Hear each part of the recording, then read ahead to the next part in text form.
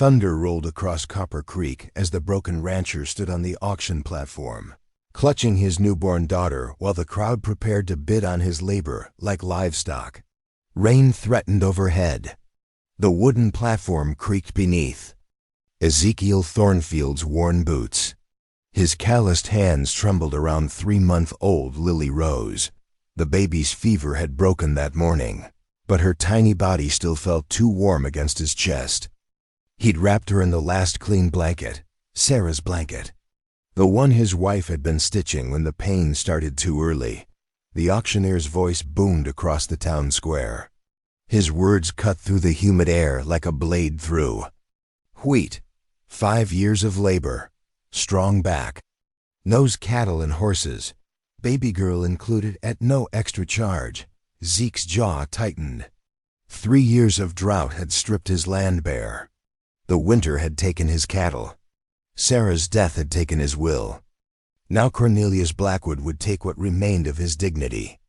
The banker stood near the platform's edge, his gold watch chain glinting in the gray light. His smile never reached his eyes. Blackwood had circled the Thornfield ranch for months, waiting for this moment. The debt papers rustled in his manicured hands. Townspeople gathered in the square. Some had been Zeke's neighbors once. They'd shared harvests and barn raisings when times were good.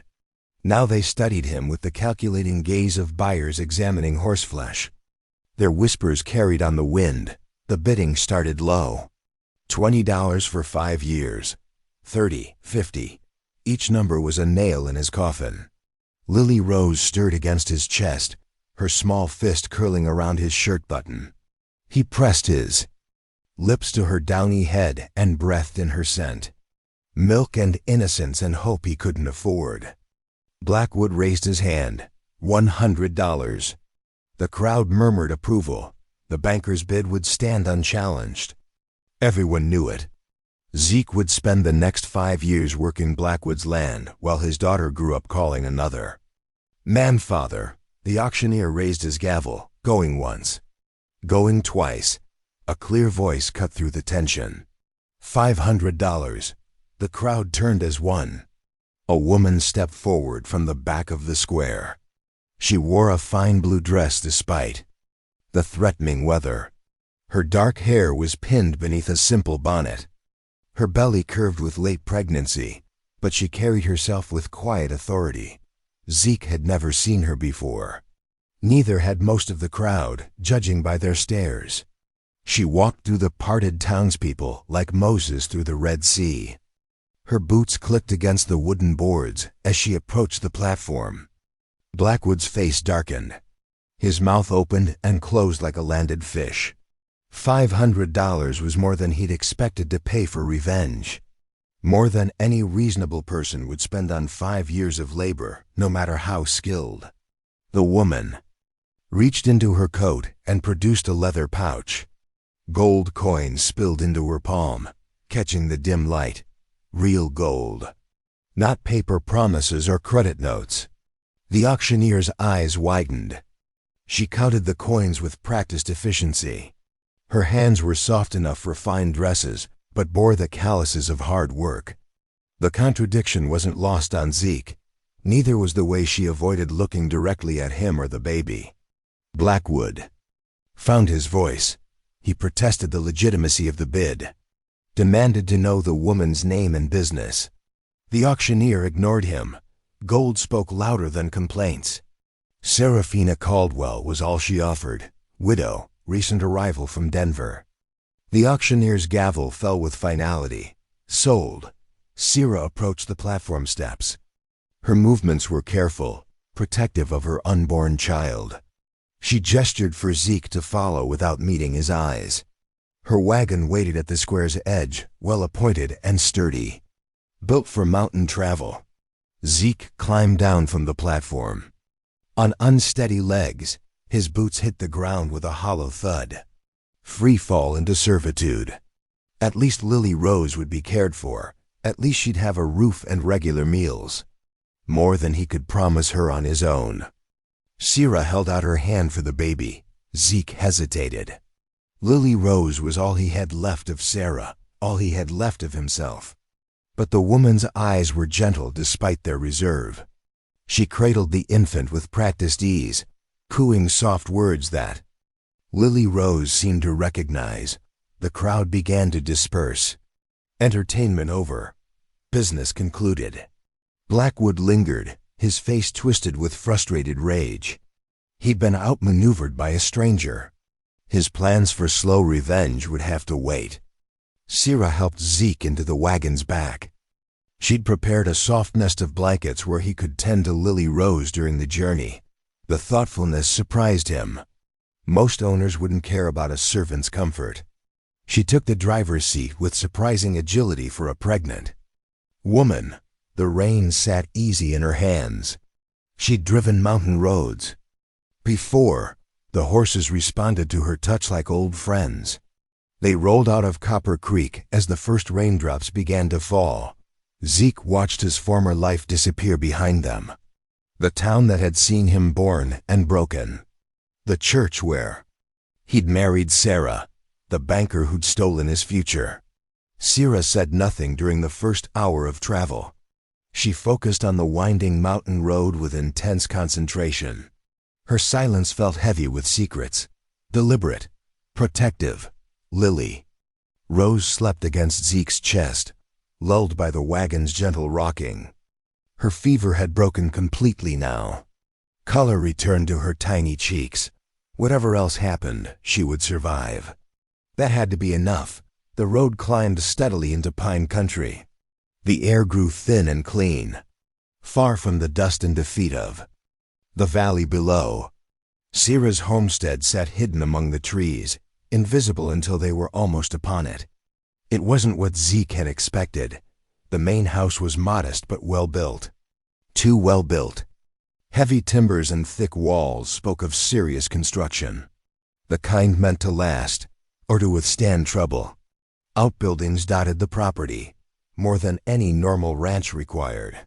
A large barn, multiple storage sheds, what looked like a smokehouse, and something else. Underground storage, judging by the heavy wooden doors set into the hillside. Sierra helped him down from the wagon. Her touch was gentle but brief. Professional distance maintained. She led him to a small cabin behind the main house. Clean and furnished, more comfortable than he'd dared hope. She left them there with promises of food and supplies. Her footsteps faded across the yard. Zeke sat on the cabin's single bed, holding Lily Rose in the growing darkness. Through the window, he watched lights move between the outbuildings.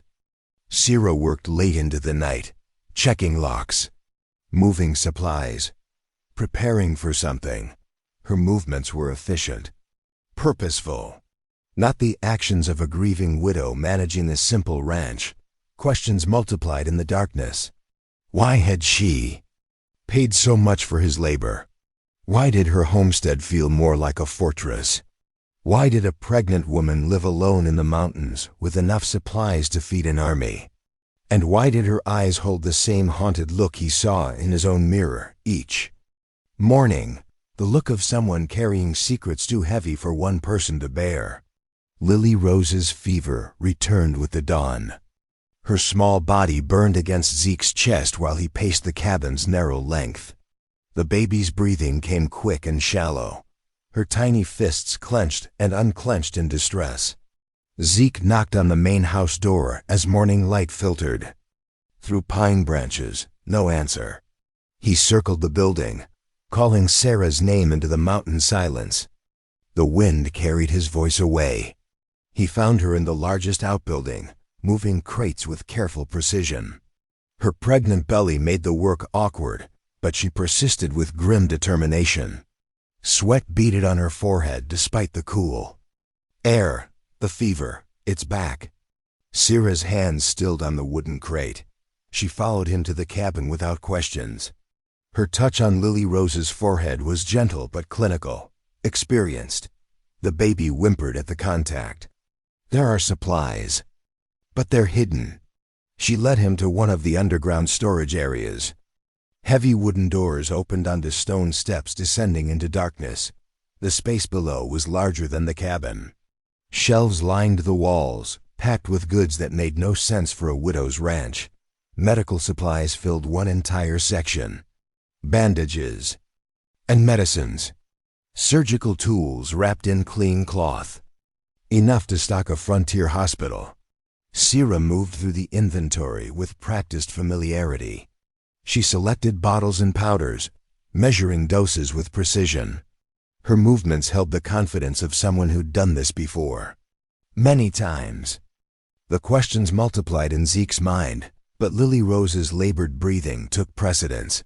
They climbed back into daylight. Sierra mixed the medicine in a small bowl, testing temperature with her wrist.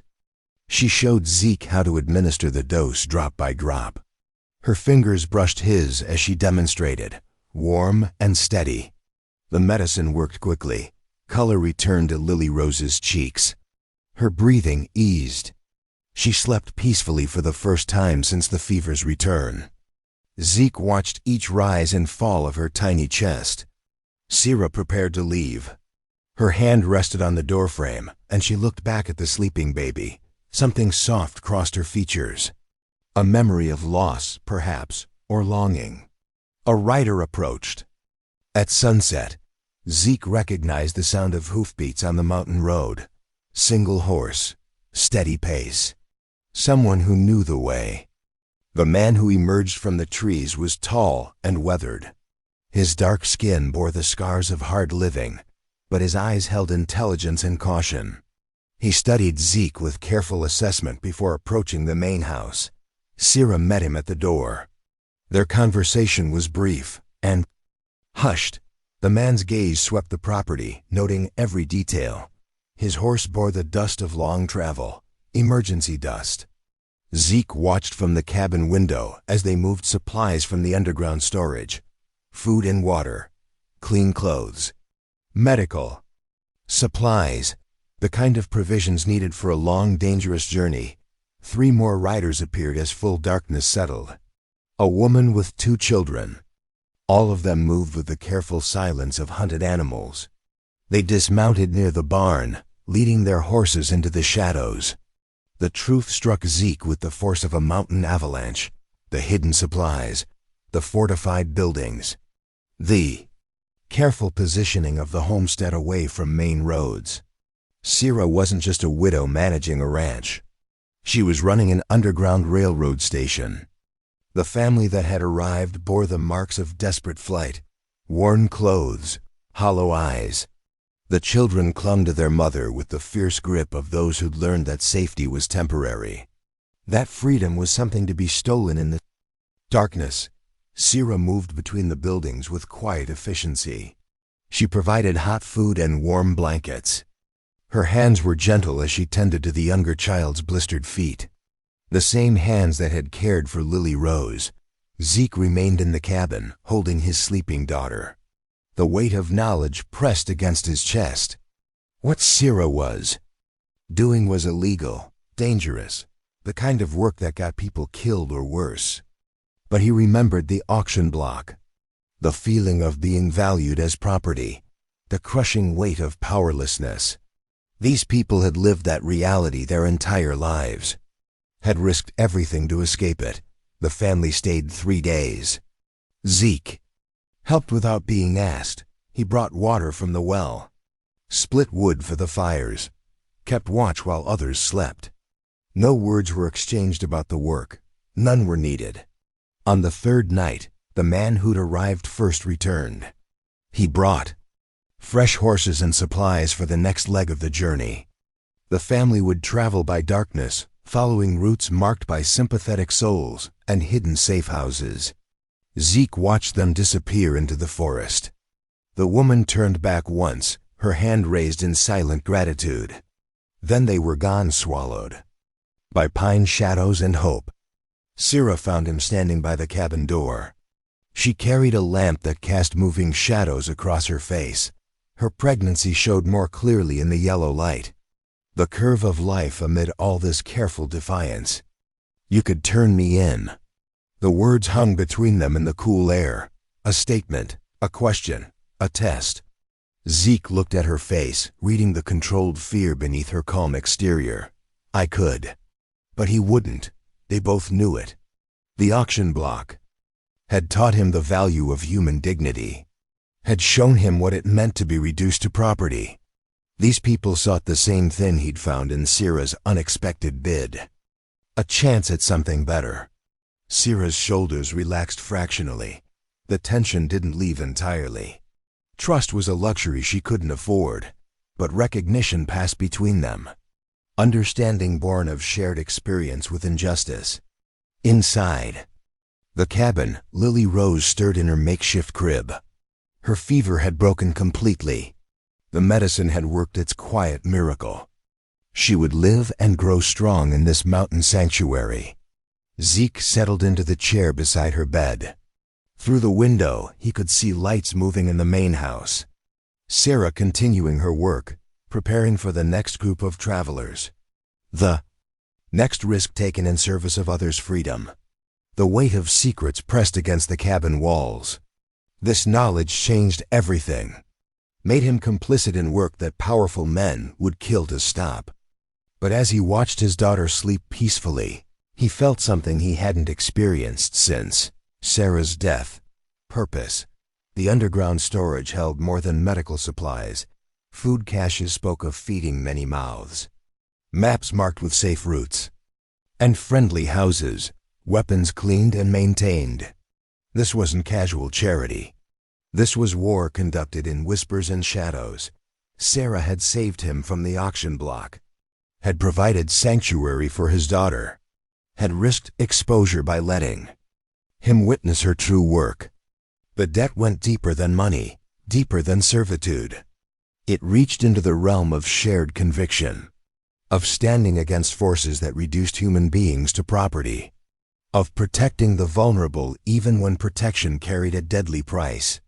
Morning brought new challenges. A rider approached from the valley, official bearing, badge glinting in the sunlight. Deputy Marshal Collins rode with the purposeful gait of a man carrying legal papers. Sarah met him at the property line. Their conversation was brief but tense. Zeke couldn't hear the words, but body language spoke volumes. Questions asked, answers given with careful precision. Suspicion met with polite deflection. The deputy's eyes swept the buildings, looking for signs of recent activity, evidence of purposes beyond simple ranching. His horse sidled beneath him, sensing its rider's tension. Behind the deputy rode another familiar figure. Cornelius Blackwood sat his horse with the satisfied posture of a man collecting debts. His gold watch chain caught the morning light. His smile held the promise of long-delayed revenge. Collins presented papers, official documents bearing legal seals, Blackwood's complaints about fraudulent purchase, questions about the source of Sierra's gold, demands for proof of legitimate income. Sierra's responses were measured, calm. She produced her own papers from the house, documents establishing her identity and recent arrival, bills of sale for property and livestock, everything properly witnessed and filed. But Blackwood's accusations carried weight. The deputy's questions grew more pointed. Where had the gold come from? Why had she paid such an inflated price? What was her real interest in acquiring the services of a broken rancher and his infant daughter? The questioning stretched through the morning. Zeke remained in the cabin, watching through windows as his fate was decided by men who'd never stood on auction blocks, never felt the crushing weight of being valued as property. Collins finally departed with promises to investigate further. Blackwood lingered, his eyes cataloging every detail of the property, his mind already working on new strategies, new ways to reclaim what he considered his rightful prize. When they were gone, Sarah approached the cabin. Her face was pale but determined. The deputy's visit had shaken her. Not the questions themselves, but their timing. The implication that someone was watching, waiting for mistakes. "We need to talk." She led him to the main house. The interior was spartanly furnished but comfortable. Maps covered one wall, marked with routes and safe houses. The tools of her dangerous trade displayed with quiet pride. Sierra poured coffee with hands that trembled. Slightly. The morning's tension had cost her. Stress carved lines around her eyes. The weight of responsibility pressed against her shoulders. They're watching now, because of you. The accusation hung unspoken. His presence had drawn attention. Made her work more dangerous. The Underground Railroad depended on anonymity, on staying invisible to hostile eyes. But as she spoke, her hand moved unconsciously to her belly. The gesture revealed a deeper truth.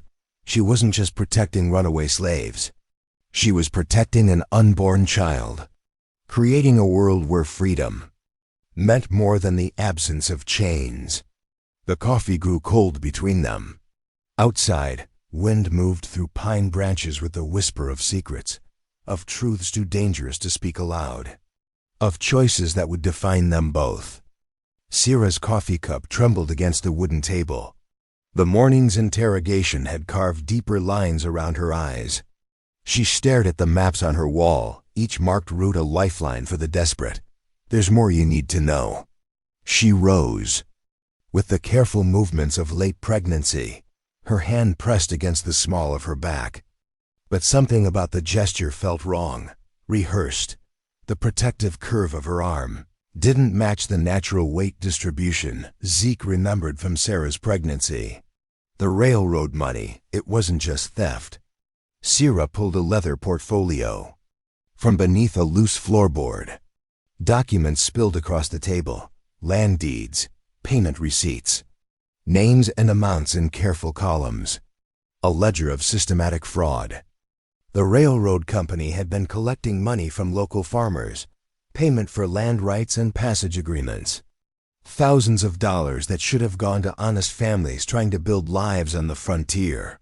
Instead, the money disappeared into corporate coffers.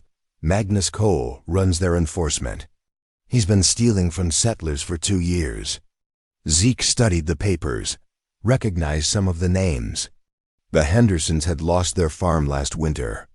The Parkers had packed up and moved back east, claiming they couldn't make the payments work. All of them victims of a system designed to fail them. I take back what was stolen first. Use it to fund the railroad. The moral complexity settled over Zeke like mountain fog. Sierra was a thief, but she stole from thieves. Broke laws to serve justice. Fed the hungry with bread taken from those who'd starved the innocent. Outside, hoofbeats approached at a measured pace. Different from the deputy's hurried arrival. This rider moved with the confidence of someone who belonged. Someone expected. Josiah Freeman emerged from the tree line. His weathered face carried urgency beneath its calm surface. His horse was lathered with hard travel. Emergency summons, Cole's in town, asking questions.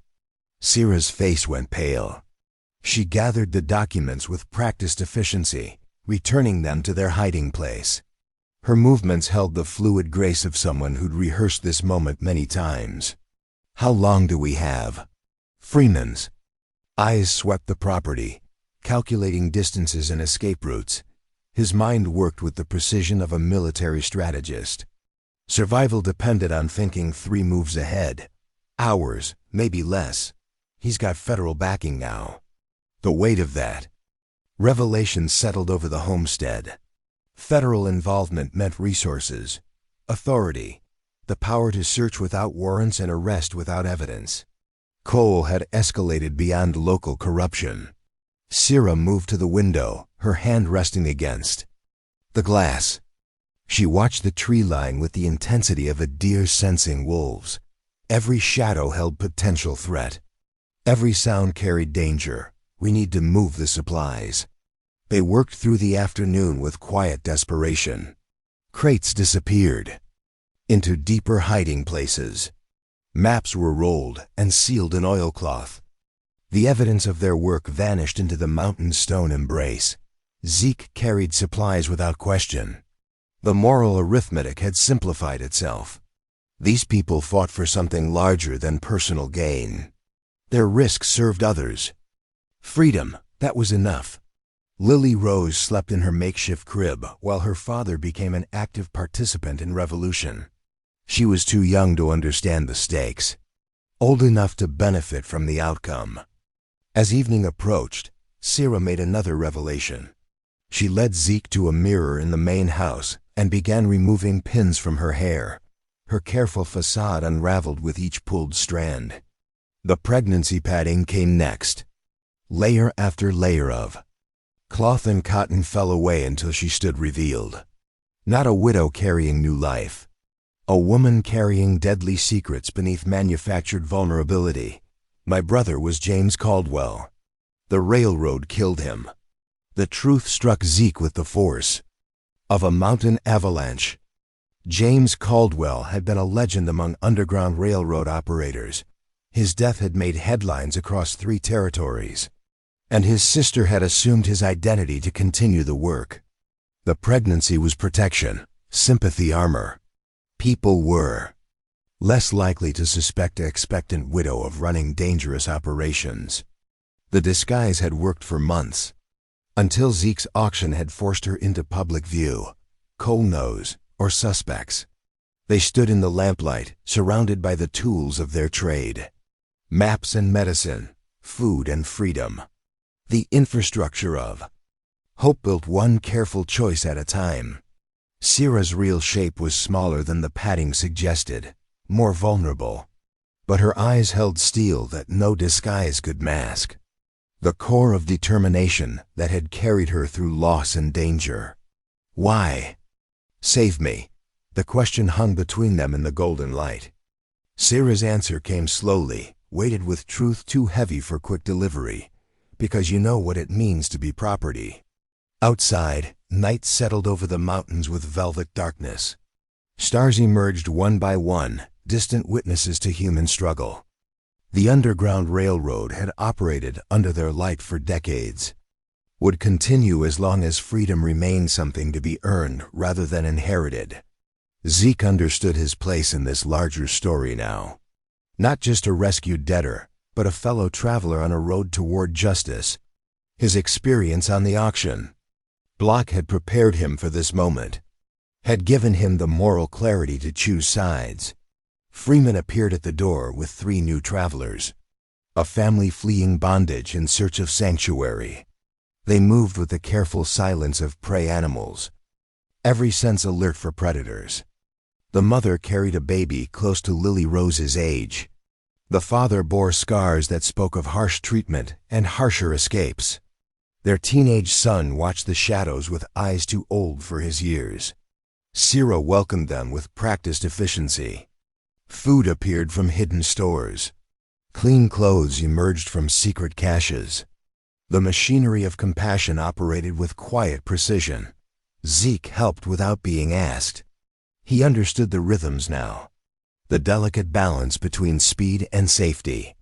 These people needed rest, but rest was a luxury they couldn't afford for long. As the family settled into temporary shelter, Sarah pulled Zeke aside. Her face carried the weight of difficult decisions. Choices that would determine whether they all live to see another sunrise. Cole will come tomorrow. When he does, you need to choose. The ultimatum was gentle but absolute. Stand with her and risk everything. Or step aside and watch evil triumph through inaction. Neutrality was a luxury the mountain wouldn't allow. Zeke looked through the window at Lily Rose, sleeping peacefully in her crib. His daughter deserved a world where auctions blocks existed only in history books, where human dignity was recognized as birthright rather than privilege. I already chose when you bid on me. Sarah's hand found his in the darkness. Her fingers were cold but steady. The grip of someone who'd learned to find strength in partnership. To trust carefully but completely. The night passed in preparation. Weapons were cleaned and loaded. Escape routes were reviewed and rehearsed. The travelers were given supplies for the next leg of their journey. Everything possible was done to stack the odds toward survival. Dawn approached with the inexorable weight of Judgment Day. Cole would come with federal authority and violent intentions. The confrontation could no longer be avoided or delayed. Sierra stood at the window, watching light creep across the mountain peaks. Her real silhouette was smaller than the disguise. Suggested, but no less formidable. Determination radiated from her compact frame. Freeman checked his rifle with the methodical care of a professional soldier. His movements held no wasted motion, no nervous energy. Just the quiet confidence of someone who'd faced death before and learned its rhythms. The family of travelers prepared for immediate departure if fighting began. They would disappear into the forest at the first sign of violence. Their freedom was worth more than anyone's life, including their own. Zeke held Lily Rose as morning light filled the cabin. His daughter gurgled softly, reaching for dust motes dancing in the golden beams. She was too young to understand the stakes, old enough to inherit the consequences. Through the window, he watched Sierra move between buildings with purposeful grace. She checked security measures one final time, ensured that whatever happened, the work would continue. The railroad would roll on toward freedom. Cole's approach came with the rising sun. Multiple riders this time. Federal badges glinting in the morning light. The weight of law and corruption combined into overwhelming force. The final confrontation was at hand. Truth would emerge from shadow. Justice would be tested against power. And in that testing, the true measure of human dignity would be revealed. Sierra stepped onto the porch to meet her enemies. Her small frame stood defiant against the advancing storm. Behind her, the Underground Railroad held its breath and prepared for war. Magnus Cole rode at the head of 6 men, their federal badges, catching morning light like fallen stars. His horse moved with the steady gait of a predator closing distance to prey. Dust rose from their approach, settling on pine needles like ash from distant fires. Sierra stepped onto the porch without the pregnancy padding. Her real frame looked small against the advancing threat, but her spine held rigid with defiance. She'd chosen truth over disguise, conviction over safety. Cole dismounted with practiced efficiency. His boots hit the ground with the sound of authority. Federal backing had made him bold, careless. He approached the porch with the swagger of a man who believed law and justice were the same thing. Search warrant. The papers crackled in the mountain air. Official seals and signatures granting permission to tear apart everything Sierra had built. Coley's smile held the satisfaction of long-delayed victory. His men spread across the property with military precision. They'd done this before. Knew where to look for hidden compartments and secret passages. The Underground Railroad had patterns, predictable weaknesses. Zeke watched from the cabin window, holding Lily Rose against his chest. His daughter slept peacefully, unaware that her future was being decided by men with guns and legal documents. The contrast between her innocence and the surrounding danger cut through him like winter wind. The search began methodically. Cole's men pried open storage areas and probed walls for hollow spaces. They found the medical supplies first. Too much for a simple ranch. Too organized for casual preparation. Sierra's explanations were steady but thin. Medical supplies for livestock. Preparations for harsh winters.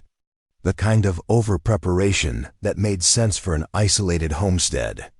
Reasonable doubt wrapped around dangerous truth. But Cole wasn't interested in reasonable doubt. He was hunting bigger game. The kind of evidence that would justify federal intervention and permanent closure of this station. They found the maps next. Detailed charts of routes through 3 territories. Safe houses marked with careful symbols. The infrastructure of rebellion laid bare under official scrutiny. Cole's satisfaction deepened with each revelation. Freeman emerged from the tree line at midday. His hands were empty, but his eyes held the calculation of a man assessing tactical situations. He'd been watching, waiting for the right moment to act. Cole's men surrounded him immediately. weapons drawn but not yet aimed. The tension ratcheted higher with each passing second. Freeman's calm demeanor only increased their suspicion. The interrogation began in the yard. Questions about Freeman's business on the property, his relationship with Sierra, his knowledge of illegal activities. Each answer was weighed for truth and tested against known facts. Freeman's responses revealed nothing. Years of dangerous work had taught him the value of silence, of saying exactly enough to avoid immediate arrest but never enough to implicate others. Cole grew frustrated with the careful dance of question and deflection.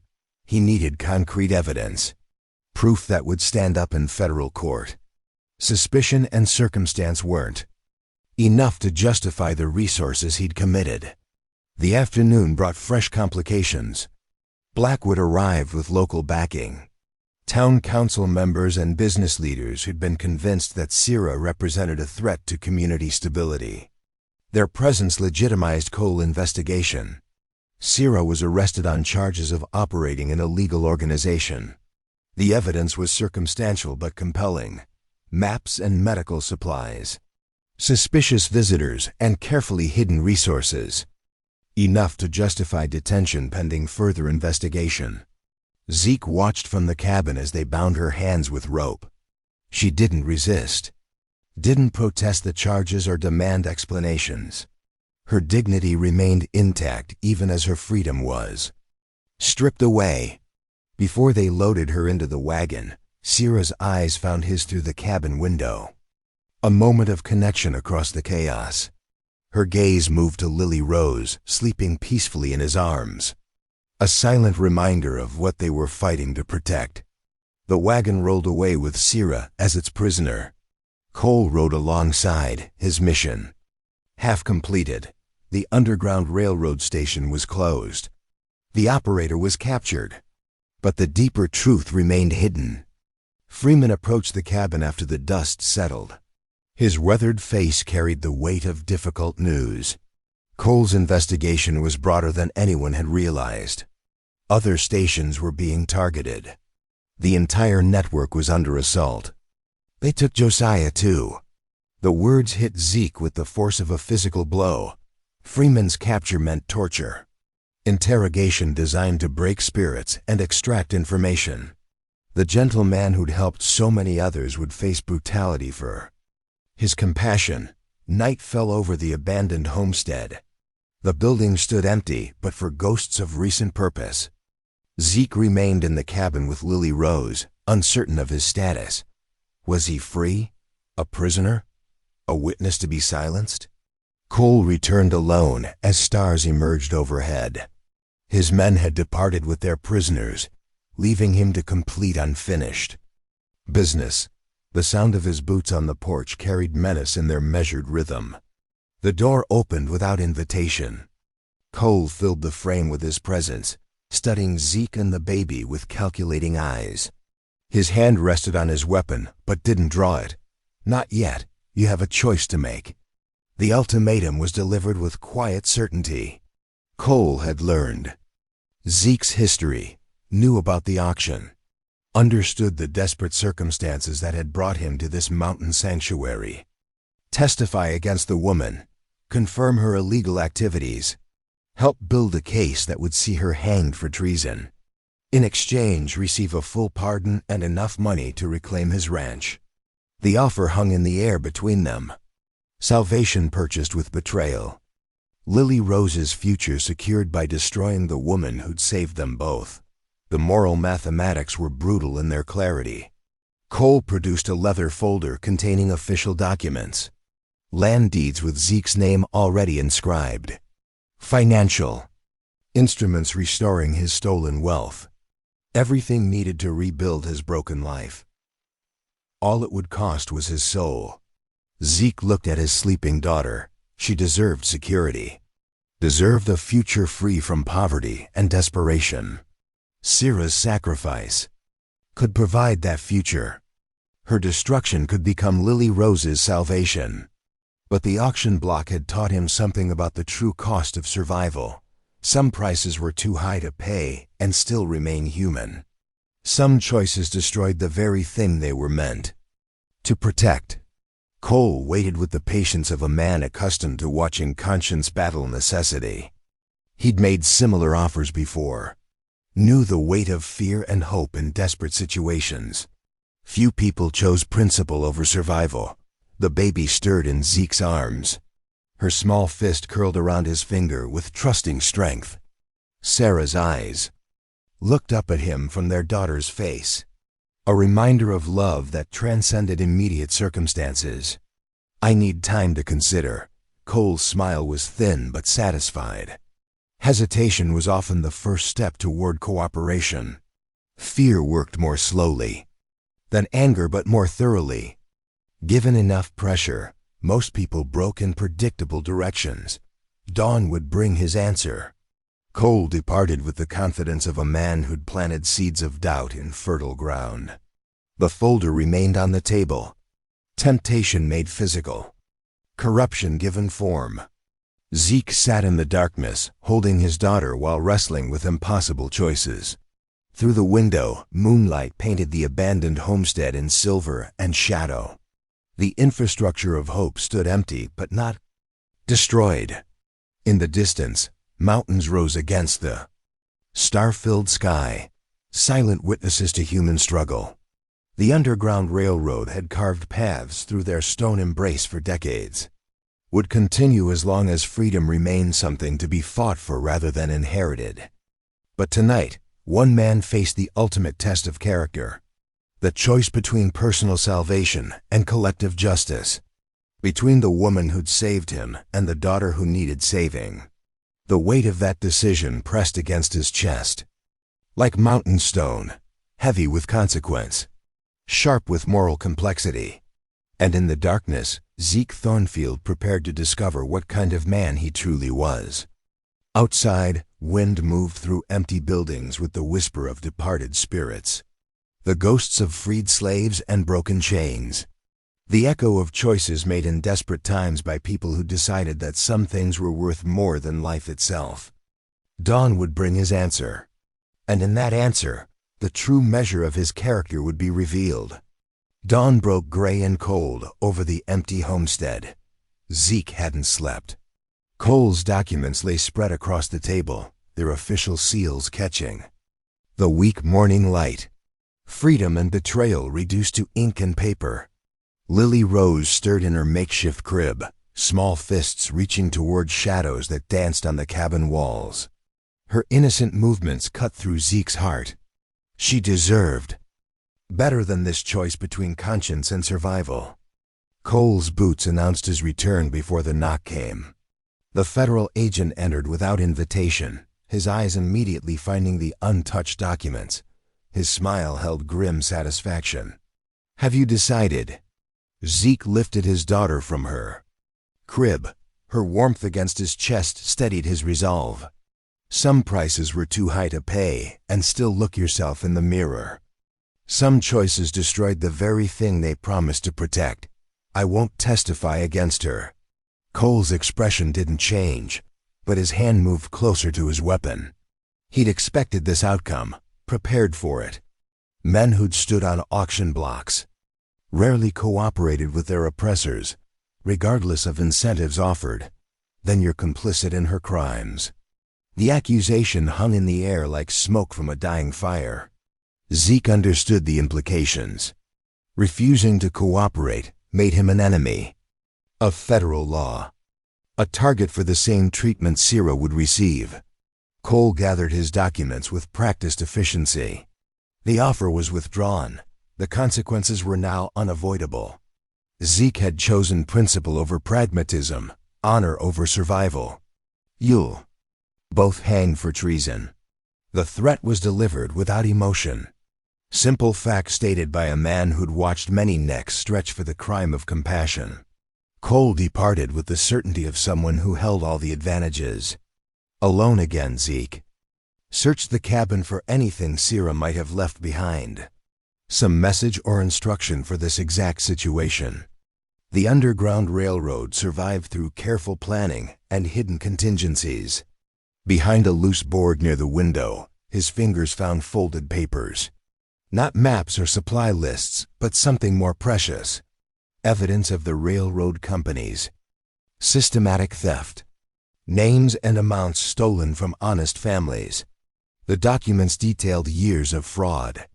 Farmers cheated out of land payments. Settlers robbed of passage fees. Thousands of dollars diverted from rightful owners into corporate accounts. A pattern of corruption that reached from local banks to federal offices. Sierra had been gathering proof of the railroad's crimes while using their stolen money to fund freedom. Justice serving justice in an endless circle of moral complexity. The woman was more than a thief. She was an accountant of systemic evil. Zeke studied the careful columns of figures, recognized names from his former community. The Hendersons had lost their farm when railroad payments never arrived. The Parkers had been driven east by debts that shouldn't have existed. Every family in Copper Creek had been touched by this corruption. Every neighbor who'd watched him stand on that auction block was also a victim of the same system. They just didn't know it yet. The truth was weapon enough to destroy Cole's investigation. Proof that the railroad company was the real criminal organization. Evidence that would shift blame from the Underground Railroad to the corporate thieves who'd stolen from honest settlers. But getting that truth to the right people required reaching town. Required standing before the same community that had watched him sold. Required trusting neighbors who'd bid on his labor to now listen to his testimony. Lily Rose fussed in his arms, sensing his tension. Her small cry echoed through the empty cabin. A reminder that some choices couldn't wait for perfect timing or guaranteed outcomes. Sometimes moral courage meant acting despite overwhelming odds. Zeke packed supplies with careful efficiency. Food and water for the journey. Clean clothes for court appearances. The stolen documents wrapped in oilcloth to protect them from weather. Everything needed to wage war with truth instead of weapons. The walk to town took most of the morning. Mountain paths gave way to valley roads. Pine forests yielded to farmland. With each step, the weight of coming confrontation grew heavier on his shoulders. Copper Creek looked smaller than he remembered. The buildings seemed shabby in daylight. The town square where he'd been auctioned appeared diminished. Shame had magnified everything in his memory. Word of his return spread quickly through the small community. People emerged from shops and homes to stare at the man who'd been sold and disappeared. Their faces showed curiosity mixed with suspicion. He was a ghost returning from presumed death. The sheriff's office occupied a corner building near the courthouse. Sheriff Martinez had been fair but weak during Zeke's troubles. More interested in avoiding conflict than ensuring justice. The kind of man who followed orders rather than conscience. Zeke entered with Lily Rose cradled against his chest and the documents tucked inside his coat. Martinez looked up from his desk with surprise and concern. Harboring fugitives was federal business now, above his authority and beyond his comfort. I have evidence of railroad fraud. The words transformed the small office. Martinez straightened in his chair. The documents spread across his desk revealed a scope of corruption that dwarfed local concerns. This was territory-wide theft affecting hundreds of families. Each page told a story of systematic deception. Money collected but never delivered. Families driven from their land by artificial debt. A corporate conspiracy that had operated in plain sight for years. Martinez studied the evidence with growing amazement. His own brother had been cheated by railroad payment delays. Half the county had suffered similar losses. The scope of the crime was staggering in its audacity. Where did you get these? Sierra Caldwell. She's been gathering proof while using their stolen money to help escaped slaves. The moral mathematics were complex but compelling. Sierra had robbed robbers to fund freedom. Had stolen from systematic thieves to serve systematic justice. The Underground Railroad was revealed as symptom rather than cause. Martinez understood the implications. Cole's investigation was targeting the wrong criminals. The real conspiracy involved corporate executives and federal officials. The Underground Railroad was fighting the same enemy as defrauded settlers. But acting on this evidence meant challenging federal authority, questioning Cole's investigation, standing against powerful interests that reached beyond territorial boundaries. Martinez had never shown that kind of courage. Through the office window, townspeople gathered in the square.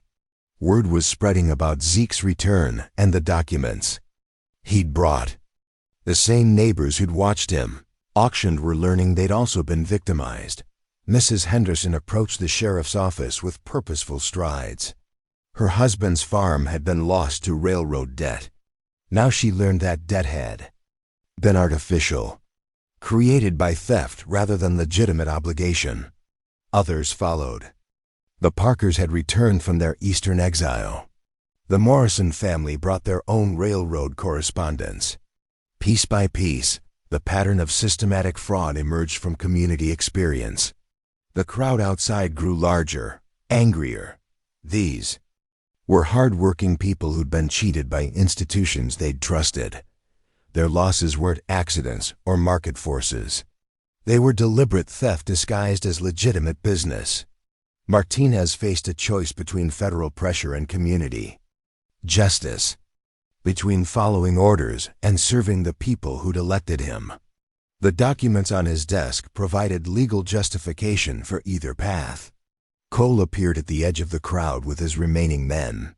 His federal authority was supposed to override local concerns. But federal authority looked smaller when faced with an entire community demanding answers. The confrontation was inevitable. Cole represented the system that had protected railroad corruption. Martinez held evidence of that corruption. The townspeople were victims seeking justice. And in the middle stood Zeke Thornfield, holding his daughter while the truth he'd carried down from the mountain began reshaping everything around them. The auction block had taught him about powerlessness. The mountain had shown him the value of moral courage. Now the town square would reveal whether truth was stronger than institutional corruption. The crowd pressed closer to the sheriff's office. Their voices rose in demand for explanations. Cole's hand moved toward his weapon, but 6 men couldn't intimidate an entire community. Numbers had shifted the balance of power. Martinez stood at his window, watching federal authority confront local anger. The documents in his hands could either quell the crowd or ignite revolution. His choice would determine whether justice served power or power served justice. Sheriff Martinez stepped onto the courthouse steps with the railroad documents clutched in his weathered hands. The crowd fell silent, their faces turned upward in desperate hope. Lily Rose gurgled softly in Zeke's arms, the only innocent sound in the charged air. These papers prove systematic theft. The railroad company has been stealing from every family here. A collective intake of breath swept through the gathered townspeople. Mrs. Henderson's hand flew to her throat. The Parkers gripped each other's arms. Years of mysterious hardship suddenly made terrible sense. Cole pushed through the crowd with his remaining men, federal badges glinting in the afternoon sun. His face had gone pale beneath its weathered surface. The investigation he'd built was crumbling like wind-carved stone. Those documents were obtained illegally. They can't be used as evidence. But Martinez had found his courage at last. The sheriff who'd been too weak to prevent Zeke's auction now stood firm against federal pressure. Sometimes justice arrived late, but arrived nonetheless. These people have a right to know they've been robbed. The crowd pressed closer to the courthouse steps. Voices rose in anger and recognition. Individual stories of loss wove together into a tapestry of systematic oppression. The railroad hadn't just stolen money, they'd stolen dreams. Cole's hand moved toward his weapon, but 6 men couldn't silence an entire community. The balance of power had shifted with the revelation of truth. Federal authority meant nothing when built on corruption. From the back of the crowd, a new voice called out, Federal Marshal William Hayes emerged with a small contingent of real federal agents, not railroad enforcement, not corporate thugs in federal clothing, actual law enforcement. We've been investigating railroad fraud for 6 months. These documents confirm everything. Cole's face went ashen. His corrupt partnership with the railroad company was exposed. The federal backing he'd claimed was revealed as corporate protection. His authority evaporated in the mountain air. The real federal agents moved with practiced efficiency. Cole and his men were disarmed and detained. The investigation he'd corrupted was transferred to legitimate hands. Justice would be served by actual lawmen. Marshal Hayes examined the documents with professional interest. The evidence was comprehensive, damning, enough to bring down not just local corruption, but the entire corporate conspiracy. Where is Sierra? Caldwell now. Cole's illegal detention was revealed. Sierra and Freeman were being held without proper authority. Their rescue became a federal priority. The Underground Railroad operators were transformed from criminals to key witnesses. The ride to Cole's holding facility took 2 hours through winding mountain passes. Zeke remained with Lily Rose while the federal agents reclaimed their prisoners. Justice moved slowly but inexorably toward its proper conclusion. When they returned, Sierra looked smaller than Zeke remembered. The ordeal had carved new lines around her eyes. But her spine remained straight, her dignity intact. She carried herself with the quiet pride of someone whose conscience was clear. Freeman bore the marks of interrogation, but moved under his own power. His weathered face showed relief mixed with wariness. Freedom was fragile for men who dedicated their lives to serving others' liberation. The reunion was subdued but profound. Sierra's eyes found Zeke's across the courthouse steps. Recognition passed between them. Gratitude for choices made despite overwhelming pressure. Respect for courage shown when courage was costly. Lily Rose reached toward Sierra with tiny hands. The baby remembered the woman who'd provided medicine and gentle care. Innocence recognized goodness regardless of legal complications. The federal investigation moved swiftly once proper authority was established. The railroad company's books were seized. Corporate executives were arrested. The scope of the fraud expanded beyond territorial boundaries. Restitution was ordered for all affected families. The Hendersons reclaimed their farm. The Parkers received compensation for their losses. Every family cheated by railroad corruption would be made whole. Blackwood's role in the conspiracy was exposed during the investigation. His banking practices had facilitated the fraud, enabled the theft. His authority in Copper Creek crumbled with his credibility. The auction of Zeke's labor was declared illegal. The debt that had forced his sale was revealed as artificial, created by the same railroad corruption that had victimized his neighbors. His ranch was restored without condition. But restoration meant more than returning property. The community that had watched his humiliation now worked to rebuild what they'd allowed to be destroyed. Neighbors who bid on his labor now offered their hands freely. The barn raising took place on a clear autumn morning. The same hands that had valued him as property now built his future without payment. Redemption worked both directions in small communities. Sierra worked alongside the other women, preparing food for the workers. Her false pregnancy was forgotten. Her Underground Railroad activities were quietly celebrated. Heroes were sometimes criminals in the eyes of unjust laws. The railroad investigation led to congressional hearings and corporate prosecutions. The Underground Railroad was acknowledged as a symptom of larger injustices. Freedom couldn't be illegal when slavery was the alternative. Winter approached with promises of peace. The homestead in the mountains became a legitimate way station for legitimate travelers.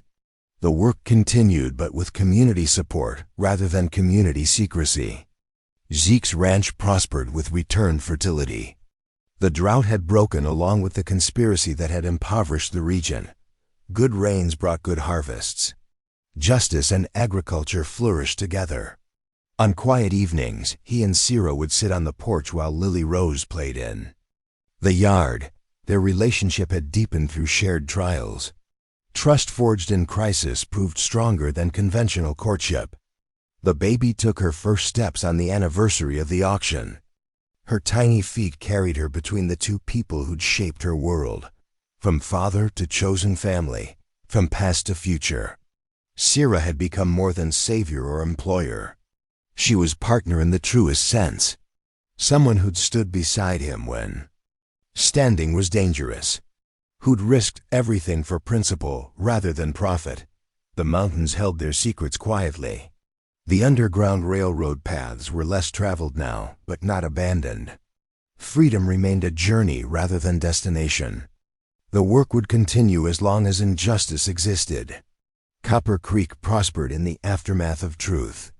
The community that had been divided by desperation was united by shared purpose. Common enemies had created common ground. Judge Harrison arrived for the final legal proceedings. Sierra's pardon was formalized. Freeman's record was cleared. The Underground Railroad operators were recognized as heroes rather than criminals. The courthouse steps where Zeke had been auctioned became the site of celebration. Justice had come full circle. The place of his humiliation was transformed into the scene of his vindication. As spring returned to the valley, new life emerged from winter's grip. Sarah's garden bloomed with vegetables and flowers. Lily Rose grew strong and curious. The future stretched ahead with promise. The auction block was dismantled quietly one morning. The wood was used to build a school. Education would prevent future generations from accepting such injustices. Knowledge was the foundation of lasting freedom. Years later, when Lily Rose was old enough to understand, they would tell her the story. How broken people found strength in each other. How justice sometimes wore the mask of criminality. How family was built through choice rather than blood. The mountain homestead remained a symbol of sanctuary. A place where the desperate could find shelter. Where the Underground Railroad's legacy lived on in acts of daily compassion. And in the valley below, Zeke worked his reclaimed land with hands that had held his daughter through the darkest times. The same hands that had trembled on the auction block now planted seeds in fertile soil. The harvest would feed both body and spirit for generations to come. And that is all to the story for now. Please let me know where you are tuning in from. Perhaps we will create a story there. Consider liking this video and subscribing to our channel. And if you enjoy our content, click this video on your screen. I promise you, it's worth watching. See you tomorrow.